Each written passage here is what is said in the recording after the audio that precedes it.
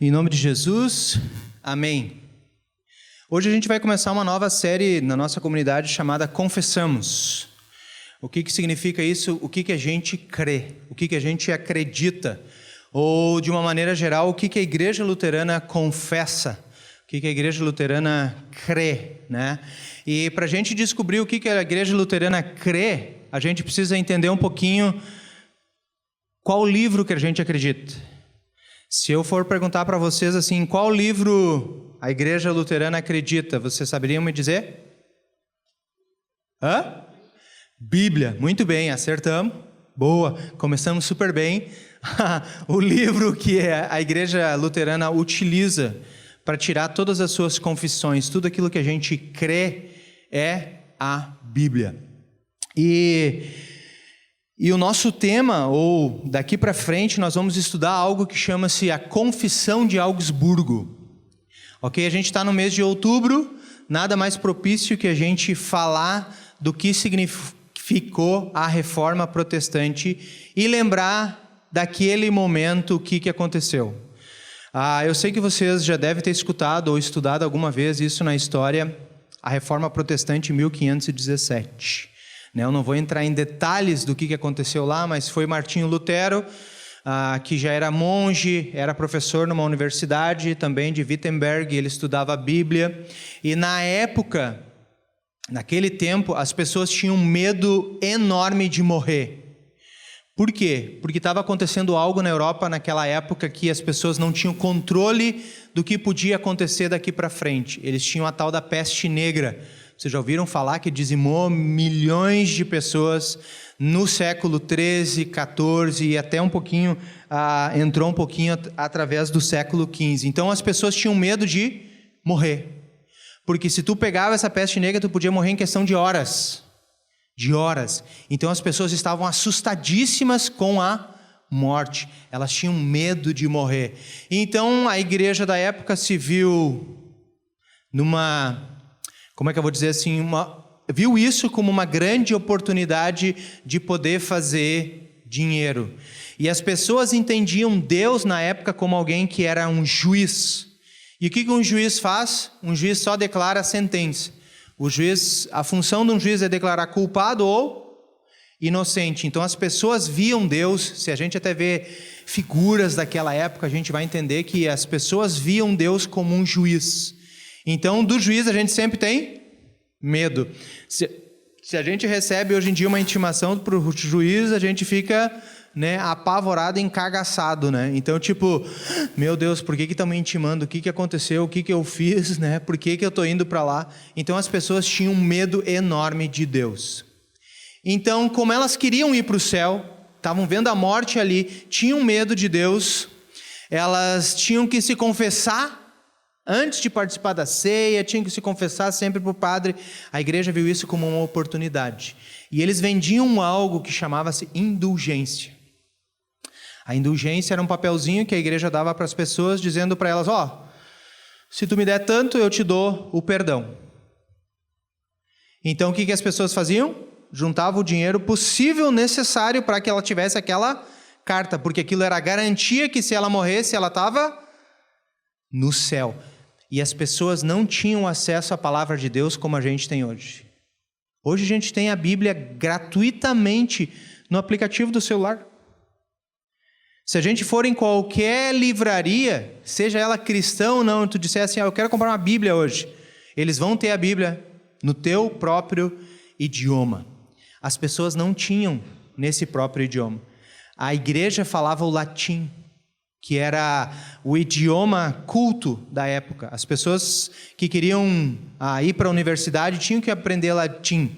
O idioma da academia da época era o latim.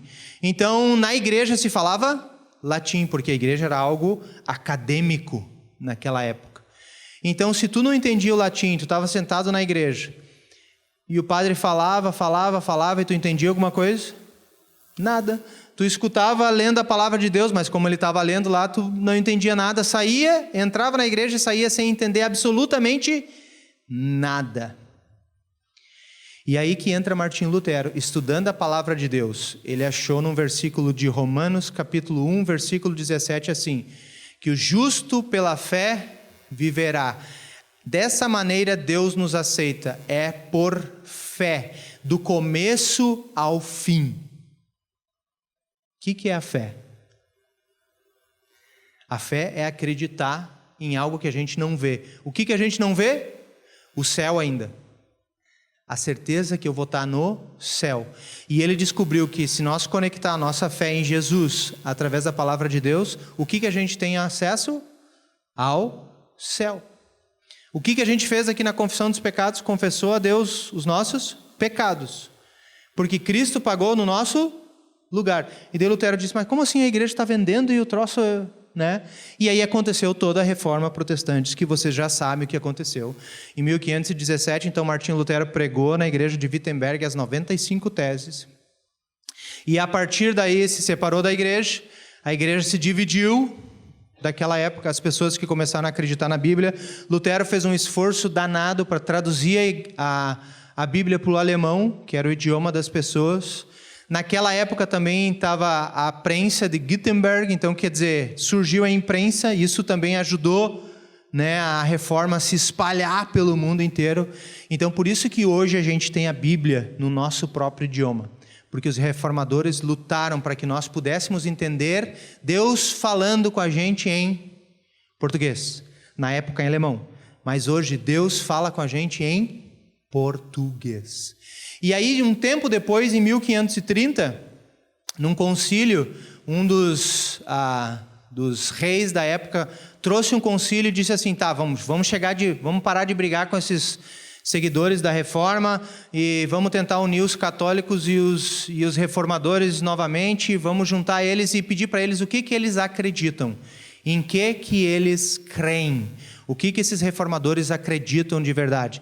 E aí, em 1530, em Augsburgo, eles chegaram à conclusão da Confissão de Augsburgo, que está reunida dentro do livro de Concórdia, que a Igreja Luterana segue esse livro.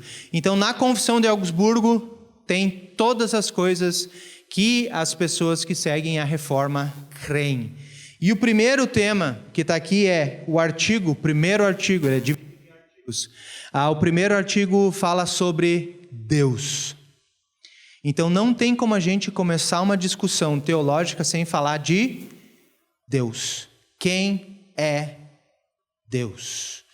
Então Lutero sabia muito bem, porque as pessoas tinham medo de Deus. Até hoje, se a gente vai discutir isso, eu discuto isso bastante em sala de aula com os meus alunos, muitos alunos ainda hoje têm medo de Deus. Não se aproximam de Deus porque pensam que Deus está lá em cima, longe, é alguém que está bem afastado de mim, que não está do meu lado, é algo que é inalcançável. As pessoas ainda hoje veem Deus assim. Se acontece algo errado na vida, as pessoas não falam assim, é Deus me castigando. Isso provavelmente é um castigo de Deus. Tem pessoas que falam isso, vivem isso ainda hoje. E óbvio que Deus não é assim. Deus é amor. A gente aprende isso na Bíblia. E o que é amor? Cada um tem um significado da palavra amor, né? Na Bíblia, amor é negar-se a si mesmo e entregar-se ao outro. Amor na Bíblia significa que eu incondicionalmente me entrego para outra pessoa. E não está falando aqui de relação de marido, de mulher, está falando de doar-se, negar-se a si próprio e doar-se para outra pessoa. Isso é amor. Quando eu não penso em mim e penso primeiro na outra pessoa. Isso é amor. E Deus é amor. Porque Ele mandou o seu Filho para morrer por cada um de nós. Então, o primeiro artigo diz assim, em primeiro lugar, ensina-se e mantém-se unanimemente, de acordo com o decreto do Concílio de Nicéia, que é um dos credos que a gente tem, né? A igreja tem 3 credos: o credo apostólico, que é aquele mais comum que a gente recita nas igrejas, tanto as igrejas católicas, todas as igrejas cristãs. O credo apostólico é aquele: crê em Deus Pai Todo-Poderoso, Criador do céu e da terra. E aí tem o credo apostólico, o credo niceno e o credo atanasiano, que foram momentos que a igreja se reuniu para dizer quem era Deus. E ali em Niceia, eles falaram de quem é Deus. Por isso que diz aqui, então, com o decreto de concílio de Niceia, que há uma só essência divina que é chamada Deus e verdadeiramente é Deus. E todavia há 3 pessoas nessa única essência divina, igualmente poderosas, igualmente eternas: Pai, Filho, Espírito Santo. Todas as 3, uma única essência divina, eterna, indivisa, infinita, incomensurável, poderosa, sabedoria e bondade. E um só Criador e Conservador de todas as coisas visíveis e invisíveis. E com a palavra persona se entende não uma parte, não uma propriedade do outro, mas aquilo que subsiste por si mesmo, conforme os pais usaram esse termo nessa questão. Óbvio que lendo assim é complexo. Ele está falando aqui de quê? Da Trindade. E é difícil entender a Trindade. Como assim? Um Deus é Pai, é Filho e é Espírito Santo. É ou não é algo complexo de se entender?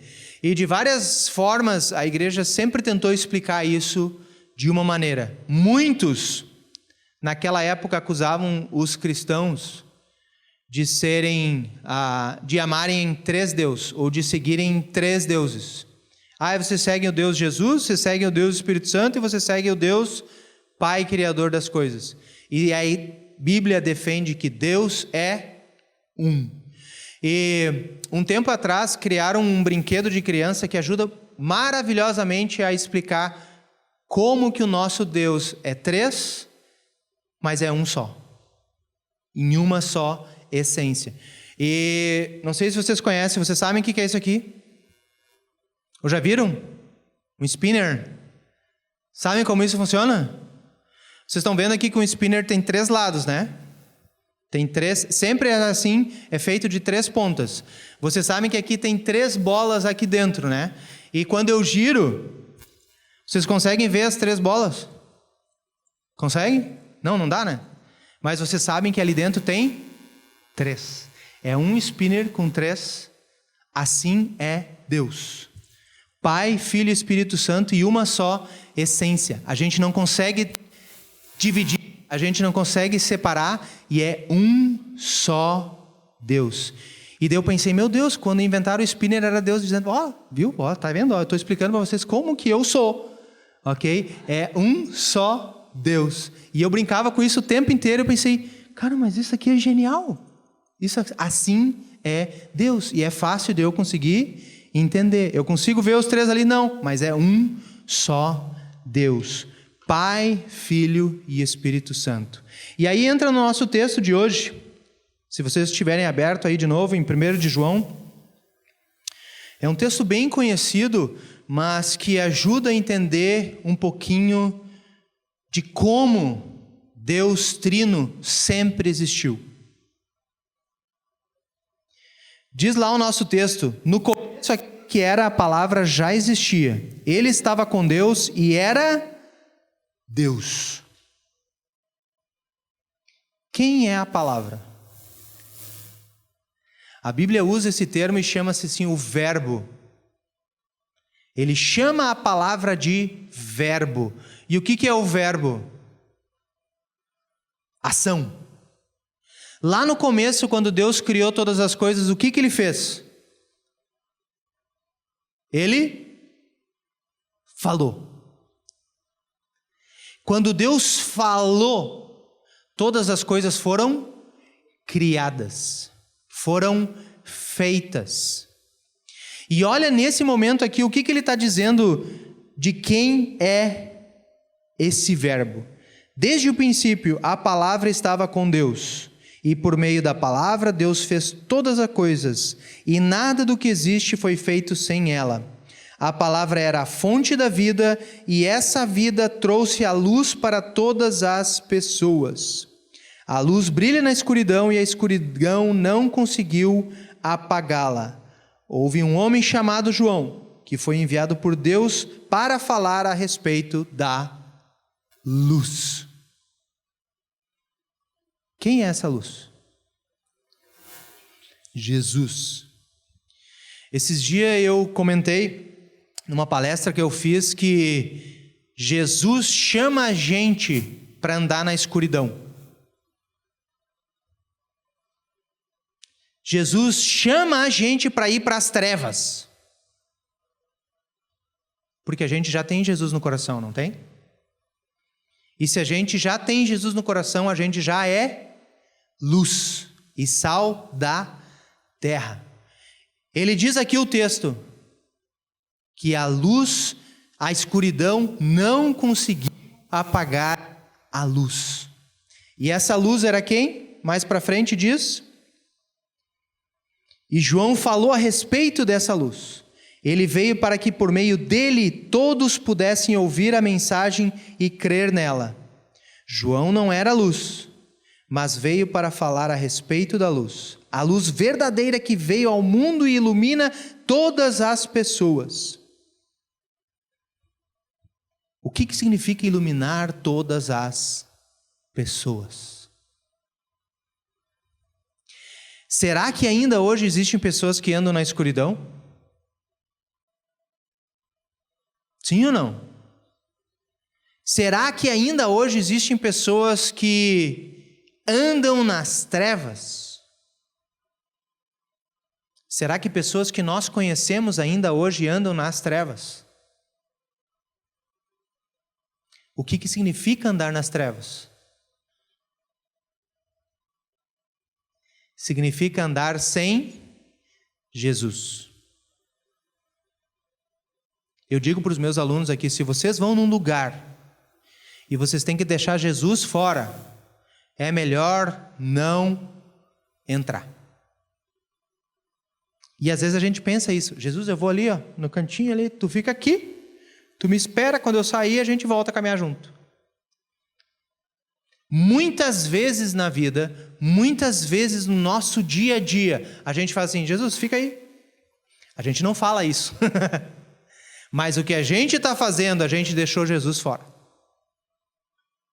Muitas vezes. E muitas pessoas dizem na tua cara, ou dizem para mim, pelo menos aqui na escola: pastor, eu não acredito nisso mesmo. Essa semana aqui, os alunos estão participando de um festival na Ubra que chama-se Curtas da Reforma. E daí eles têm que visualizar o vídeo, curtir o vídeo. E daí eu disse para os alunos: quem não visualizar o vídeo vai para o inferno. Pastor! Claro, né? Eu estava brincando com eles. Mas um aluno me disse algo que me chamou a atenção. Pastor, eu já vou para lá mesmo. É interessante, ele não falou brincando. Ele falou sério. E quando ele falou isso, eu pensei: eu vou ter que falar mais de Jesus para ele. Se ele falou isso, ele sabe de quem é Jesus, ele sabe que existe um céu, e ele sabe que existe um inferno, e ele sabe que ele vai para lá, por opção. Quantos ao nosso redor, por opção, decidem: eu vou para o inferno? A gente sabe quem é Deus. Os confessores lá na época de Lutero sabiam quem é Deus, mas muitos andavam nas trevas. Muitos andavam longe de Jesus. Muitos não se importavam nem com Jesus, se importavam com o quê? Com o papelzinho que eles tinham comprado da igreja. E chegavam assim: olha aqui, eu tenho aqui. Eu não vou para o inferno, olha aqui, está aqui o meu nome aqui, ó, no papel, eu sou perdoado. Muitos naquela época andavam em escuridão. E o Lutero foi um dos que levou um pingo de luz para as pessoas, porque ele encontrou a luz, que é Jesus. Encontrou a luz que ilumina todo o mundo. E o nosso texto continua: eles não se tornaram filhos de Deus por meios naturais, isto é, não nasceram como nascem os filhos de um pai humano. O próprio Deus é quem foi o pai deles. A palavra se tornou um ser humano e morou entre nós, cheia de amor e de verdade. Jesus era cheio de amor e verdade. Ele era ou ele ainda é? Jesus era amor ou ele ainda é amor? Jesus era a verdade ou ainda é a verdade? E nós vivemos num mundo hoje relativista, que a verdade é a minha verdade. E eu quero que tu aceite a minha verdade. Tu tem que me aceitar como eu sou, do jeito que eu quero. E fazem a gente engolir, goela abaixo, a ideia deles. É ou não é verdade? As pessoas aí afora falam isso. Jesus não é mais a verdade. E na Bíblia está escrito, Jesus diz, eu sou o caminho, a vida e a verdade. Ninguém chega ao Pai senão por mim. Na época de Lutero, muitas pessoas viviam nas trevas. E hoje que a gente tem a palavra de Deus no nosso próprio idioma, no celular, ainda tem pessoas que vivem nas trevas. Imagina se Jesus viesse hoje. Quão fácil não seria mandar a mensagem dele adiante? Pelo WhatsApp. Pelo WhatsApp a gente vai pelo mundo inteiro. Pelo Messenger a gente caminha no mundo inteiro. Pessoas lá nos Estados Unidos se conectam com as pessoas da China, se conectam com as pessoas aqui numa videochamada ao mesmo tempo. Já pensou Lutero na época da Reforma com a internet? Quão maravilhoso seria! E mesmo assim, com toda a tecnologia, com todo o avanço, ainda existem pessoas que andam nas trevas. Ainda existem pessoas que não conhecem do amor de Jesus. O amor que transforma, o amor que motiva, o amor que impulsiona, o amor que traz luz todos os dias. E aí o nosso texto termina assim: e nós vimos a revelação da sua natureza divina, natureza que ele recebeu como filho único do Pai. E João disse o seguinte a respeito de Jesus: aquele que é, eu disse, ele vem depois de mim, mas é mais importante do que eu, pois antes de eu existir, ele já existia. Lá no início, na criação, diz que no início era Deus e o Espírito pairava sobre as águas. O Espírito já estava lá. O Filho já estava lá. Porque a partir da palavra todas as coisas foram criadas. A partir de quem que foi dado a vida? A partir de Jesus. Foi feita todas as coisas que existem. E a partir de quem que nós temos o perdão dos pecados? De Jesus. O mesmo que deu a vida física, também deu a vida eterna para todos nós no céu. Deus é Pai, Filho e Espírito Santo. E Ele prometeu estar conosco todos os dias até o fim do mundo. E aí Ele termina dizendo assim: ninguém nunca viu Deus, somente o Filho único, que é Deus e está do lado do Pai, foi quem nos mostrou quem é Deus. Quem é o Deus da comunidade Toque de Vida? É o mesmo Deus da comunidade presbiteriana? É o mesmo Deus da comunidade católica? É o mesmo Deus da comunidade pentecostal? É o mesmo Deus dos budistas? Não, né? O nosso Deus é como? Pai, Filho e Espírito Santo.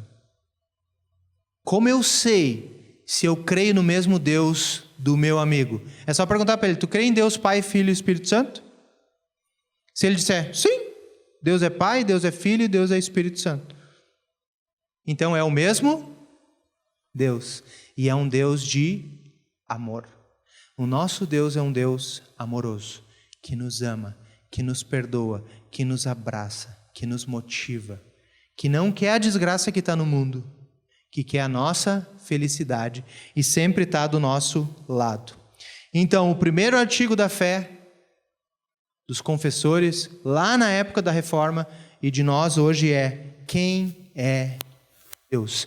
Então, que Deus possa guardar em nossos corações de quem é Deus. Se não sabem explicar quem é Deus, compram um spinner, que guarda sempre no bolso.